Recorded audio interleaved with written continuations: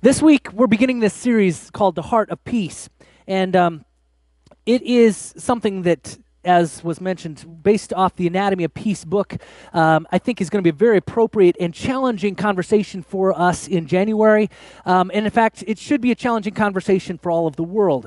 I'm actually going to preach in a sitting down position because I think some of this, I'm going to flip that over.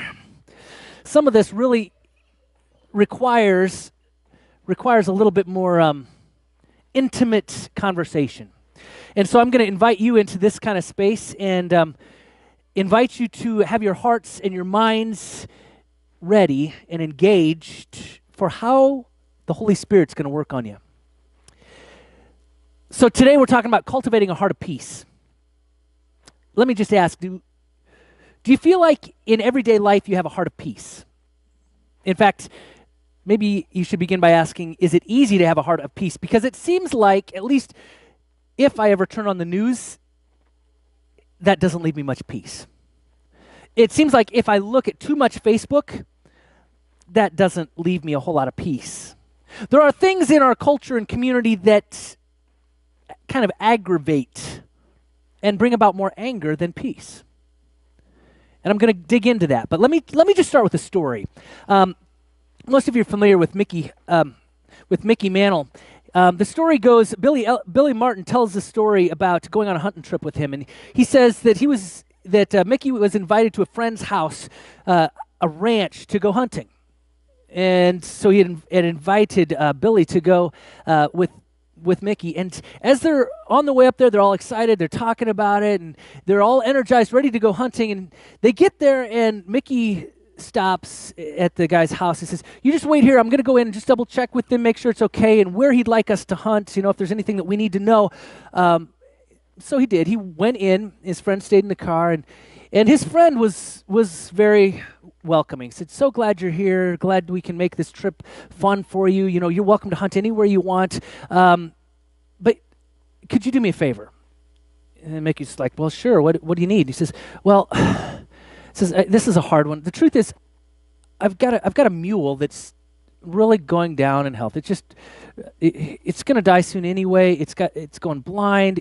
It just needs put out of its misery. But I don't have the heart to do it. Could you go out to my barn, just shoot my mule for me?" Mickey's like, "Oh, sure. That's no problem. I'd be glad to do it if it saves you the heartache.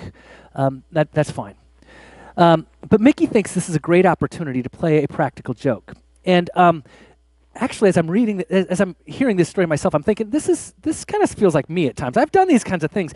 But Mickey kind of stomps out of the house, stomps back to the car, all angry, frustrated, slams the door. His friend's like, "Well, what's the matter?"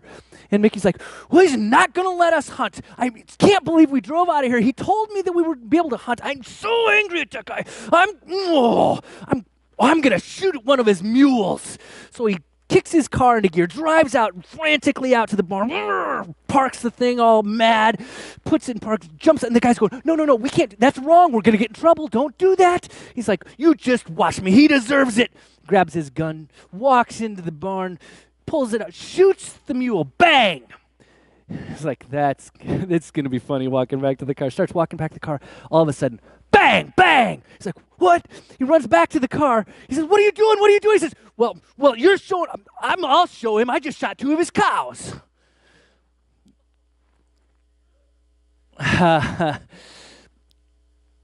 Anger is contagious. You see, if somebody's angry, all of a sudden you can catch their anger if you're too close. Or if their anger is directed at you, it's very easy to catch their anger and be angry back, isn't it? It's like anger is contagious and peace is elusive. In this particular series, we're going to be talking about how we can find peace when the world seems to be inciting anger. James Farrell says, "You like the conflicts you're in. You like that your teenager yells at you, for example, or that your spouse is giving you the silent treatment. You like how your coworker is making your life more difficult. You like that your boss is a jerk and that your employees are incompetent. You like the troubled people that they are creating for you." Anybody want to agree with that real quick? No, most of us are going, huh? What? No, but you know what? He's right. In his article, he goes on to explain this is something called cognitive dissonance. The truth is, because we have a problem with someone, because they've done something to make us angry, we need to have the conflict between us so that we can justify our anger toward them. We need to feel that way. We need that tension so that we can be ourselves justified in mistreating, abusing, or seeing that other person as an object and not as a person. You know, this particular scripture, it comes right after the Sermon on the Mount. It could be a continuation of the Sermon on the Mount. And personally, I feel this is one of the most challenging passages you're going to find in the Bible. I mean, what's Jesus really telling us here? What's Jesus challenging us with? He's calling us to something that nobody today is comfortable with. These two huge phrases in the midst of this. He says, love your enemies. Whoo, boy. I don't know about you, but when I wake up in the morning, that's not the first thing I think. I list through the people that I'm really angry at and say, Lord, I love them, I love them, I love them, I love them. Oh, help me love them. That's not something that gives me joy. It's not something that I think about. In fact, when I think about the times that I've really been in conflict with, it seems like it's more easy to allow my brain to weave thoughts of hate around someone. How is it that we love someone when they are acting as if they're at war with us? Or they're consciously doing things that seem like they're hateful or hurtful, trying to cause harm in our life. And yet that is exactly what Jesus says to do. He's not saying just love the person that you don't like the way they smell. He's saying love the person who's treating you as if you are their enemy, who is trying to do active harm in your life. Love those people. Wow. And then take it one step further. Jesus goes on at the end of this passage. He says, by the way, you should be perfect as God is perfect. Okay, that's about the time I say, okay, God, I followed you this far. This is about as far as I can go. I cannot do that. I'm going to fail every sinking time. How do I do this? God, what does it mean to be perfect? Like God is perfect. Should I even try? It's more like it's easier to plan to fail than it is to fail to plan in this case. Which of us can live up to these kinds of expectations? Do we even understand what it means? So the topic today is cultivating a heart of peace. How do we cultivate a heart of peace when the world seems like it's stealing it? Well, I'll tell you, I think it begins by loving the very people who might steal our peace. To have a heart of peace, I believe we've got to start by transforming our relationships or the way that we view people or our own concept of those individuals who most likely will steal our peace. Let me ask you this for just a moment. If you were to take a moment in your own mind and think of either faces or names of people that if you see them or if you hear those names, all of a sudden you just feel your blood pressure go, and it's going like that. Okay, these are the people that Jesus is talking about in this passage. Love those people. One of the main topics in this book that we're going to be digging into is what happens in our own brain when we view people as people or view people as objects. And there's a big difference, isn't there? We view people as people when we understand that they should be loved and respected, that they should be treated with honor and kindness. When we consider that they themselves are made in the very image of God, no matter what they do or what they have done or the mistakes they've made or the hurt that they've caused, they are still valued, cherished children of God. That's what it means to understand and view people as people of worth. But you see, if someone's an object can be kicked around, can't it? It can be thrown away. It can be discarded or defamed. It can be used for our benefit despite the pain it's causing on someone else. It doesn't deserve anything from us at all. In fact, it's more an object to be used by us. This last week, without even realizing it, as I was myself on Facebook, I posted a meme that I think is totally appropriate. It says, people were created to be loved, and things were created to be used. The world is in chaos because things are being loved and people are being used. Think about that for a moment. You see, there's something that happens in our hearts. In our hearts, not someone else, but in our hearts and in our minds, that transitions an individual from being seen in our minds as a person worthy of love and respect to making that person an object to be used, mistreated, or abused. Something happens to transfer them in our mind. Yeah, the truth is, maybe they did something to hurt us. Maybe they even forgot to call us on our birthday. Maybe they posted something on Facebook without thinking, or they were thinking about their own perspective on things and maybe not the way other people would feel. That happens. Well, the truth is, haven't every single one of us done something that is harmful to another?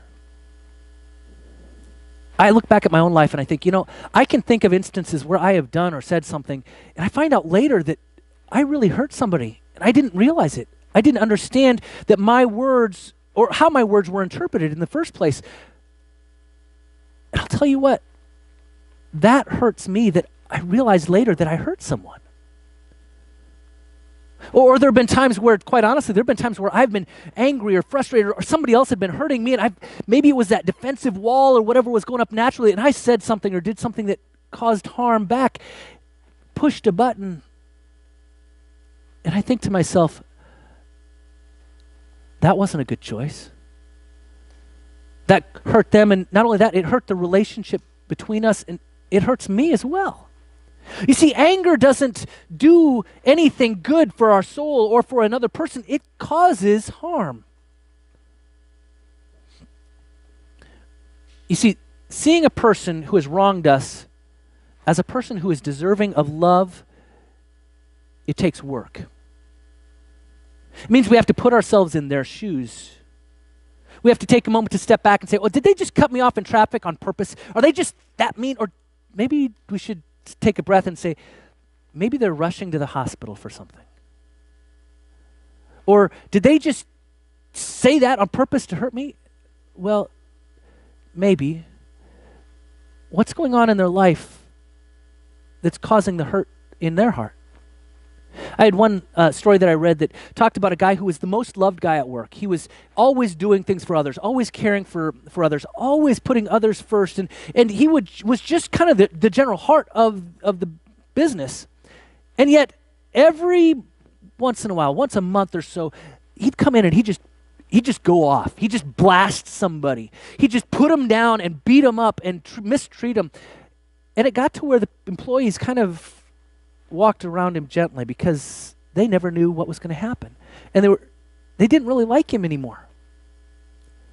And then someone began a conversation and found out some of the difficult things that were going on at home, the illnesses and other things that he was going through and carrying all the burden for, and didn't have anybody to talk to. And because they began to see him as a person again, somebody who was hurting, instead of the things that his blowing up or other things, they began to see the hurt that he was going through. They began to love him all over again because they could see past the little bit of hurt. When I look at Jesus in this passage,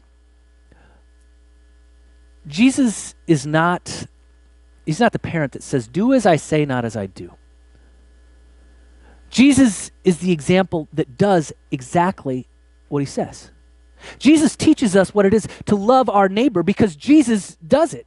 Jesus teaches us what it is to love our enemy because he does it. Think for a moment about what Jesus does when he goes to the cross. He even says, Father, I don't want to do this, but your will be done. And he goes with this heart of peace so that when he's attacked in the garden, he goes willingly. So that as he's being beaten and flogged, as he's being nailed to the cross, he's doing it with a heart of peace. In fact, as he's up there, do you remember what he does as he looks around at the crowd and at those who had nailed him up there, those who had cried out for his crucifixion, and he says, Father, forgive them. They know not what they do. You want to talk about a heart of peace? It's because he wasn't angry at the very people who put him there. He still loved those who were persecuting him, those who were hating him in the moment. He loved them. He saw them as people, even in their pain. Because today's Epiphany, and we're supposed to be talking about the three kings and the awareness of Jesus being made known to the Gentiles and otherwise. Let's think about this for a moment. Let's think about the other example in Scripture where, what does Herod do when Herod finds out that these kings are looking for, these wise men are looking for the new Messiah? The one who would be raised as king, would have authority over Israel, and who would conquer nations as they interpreted and otherwise. What does Herod do? He says, kill all the babies. Kill all those boys aged 2 and under so that we won't even have to worry about conflict. Just kill them all. Why? Because Herod sees every one of those people as objects. He sees those babies or Jesus as a threat to his authority. So he just tramples them all. There's a difference between seeing people as objects and seeing people as beloved images of God. See, the key to loving others, whether they're friend or whether they're enemy, that's the key to inner peace. To love others is the key to inner peace. It's when you don't love others that there's conflict between that tension, and all of a sudden it steals our peace, doesn't it? It's something that you attain when you see another person as beloved and not as an object. Something we're going to discover together as we go through this book, the value of our own thoughts and how we view others. Think about this in relationship for a moment. Love recreates love, doesn't it? If you love someone, they're going to love you back. If you serve someone, they're going to serve you back. There's this reciprocal thing that happens in relationship. If you are angry at someone and you express that, anger is going to be expressed back. If you hate someone, you're going to feel their hate right back. If you find peace in your life, then if you want peace in your life, then give peace to someone else and you will find it being given in return. The truth is, there's many things in our life, in our world, in our community that could benefit from a study in this book.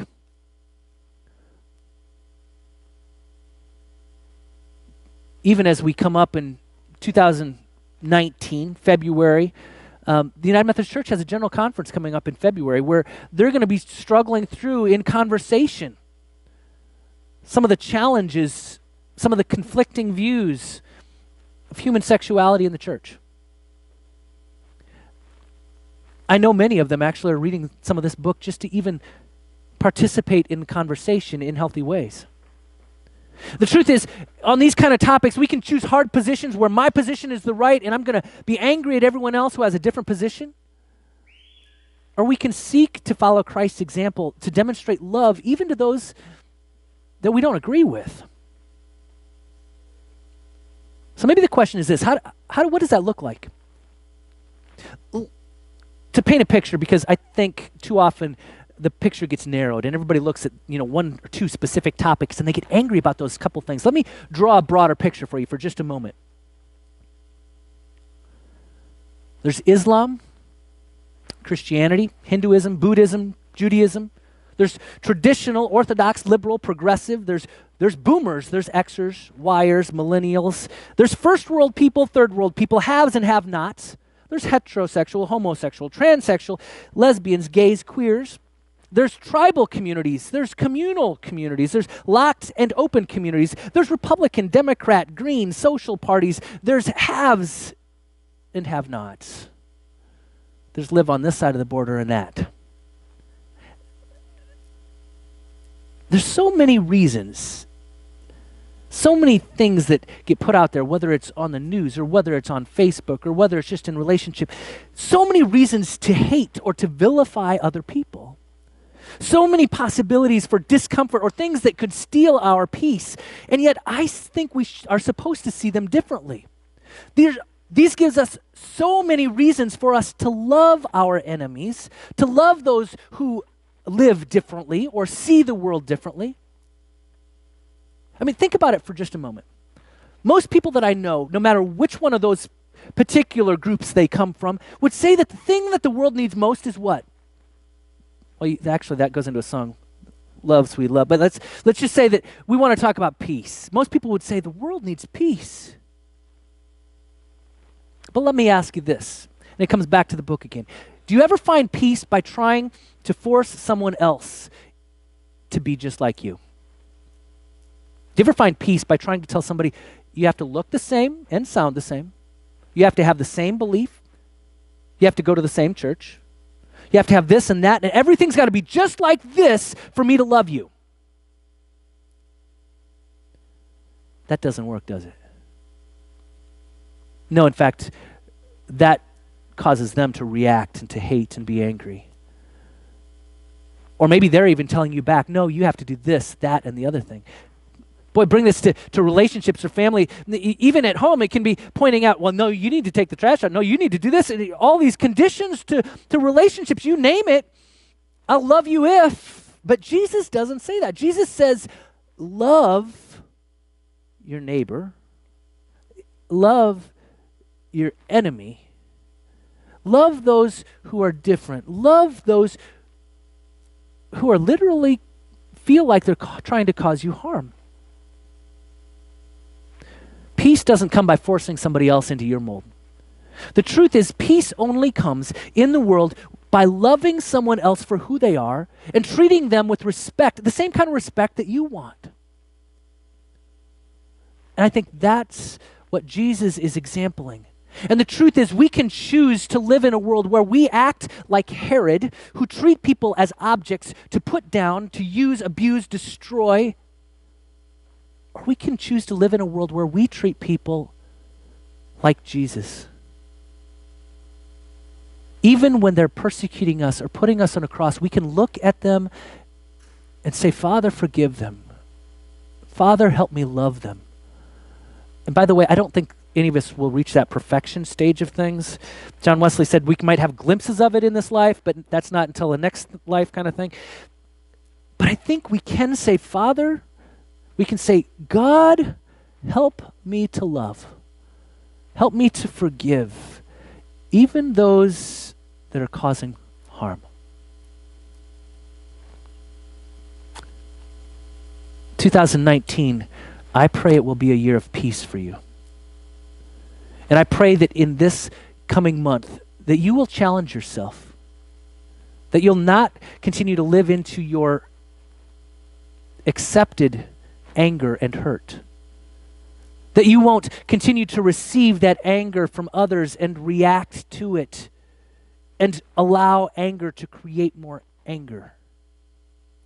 And in fact, my challenge to you as we enter this month is specifically to begin to picture in your own head, who are the names of people, what are the faces of people, what are the titles of certain groups of people that you have previously looked at and treated as objects